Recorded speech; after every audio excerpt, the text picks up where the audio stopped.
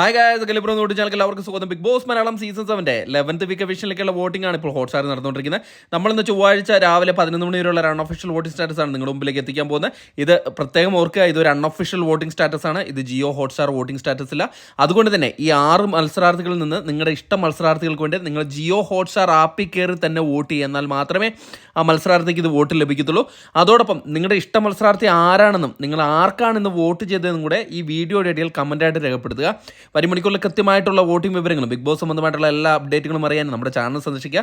ദയവ് ചെയ്ത് ചാനൽ ഒന്ന് സബ്സ്ക്രൈബ് ചെയ്ത് കാണുക. ഇന്ന് രാവിലെ 11 വോട്ടിംഗ് റിസൾട്ടിൽ 1ാം പൊസിഷൻ അത് നൂറ തന്നെയാണ് തുടരുന്നത്.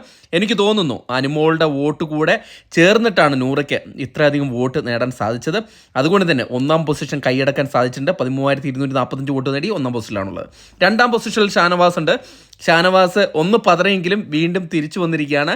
2ാം പൊസിഷനിലാണ് ഇപ്പോൾ ഉള്ളത്. 12,678 വോട്ട് നേടിയാണ് തൻ്റെ 2ാം പൊസിഷൻ ഷാനവാസ് നിലനിർത്തിയിരിക്കുന്നത്.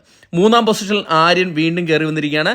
ആര്യന് ഇടയ്ക്കൊന്ന് ചെറിയൊരു പതർച്ച ഉണ്ടെങ്കിലും തരക്കേടില്ലാത്തൊരു വോട്ടും പ്രകടനമായിട്ട് മുന്നേറുകയാണ്. 12,508 വോട്ട് നേടിയാണ് ഷാനവാസിൻ്റെ തൊട്ടു പിന്നിലായി 3ാം പൊസിഷനിൽ ഇഞ്ചോടിഞ്ച് പോരാട്ടമായി ആര്യൻ തുടരുന്നത്.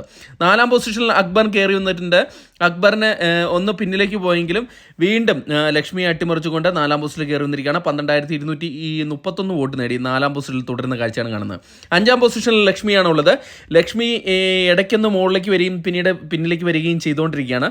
ഇപ്പോൾ ഡേഞ്ചറിലാണെന്ന് ഉറപ്പിച്ച് പറയാവുന്ന ഒരു സാഹചര്യമാണ്. ഇപ്പോൾ 12,200 വോട്ടാണ് നേടിയിരിക്കുന്നത്. 6ാം പൊസിഷനിൽ നെവിനാണ് തുടരുന്നത്. നെവിന് ഒരു ഘട്ടത്തിലും മുന്നോട്ട് വരാനുള്ള ഒരു സാഹചര്യം ഇതുവരെയ്ക്കും ഉണ്ടായിട്ടില്ല. കാരണം വോട്ടിങ്ങിൽ നല്ല രീതിയിൽ ഒരു ഇടിവ് സംഭവിച്ചിട്ടുണ്ട്. 11,975 വോട്ട് നേടിയാണ് 6ാം പൊസിഷനിലുള്ളത്. വരുമണിക്കൂറിലെ വോട്ടിംഗ് നെവിന് വളരെ നിർണായകമാണ്.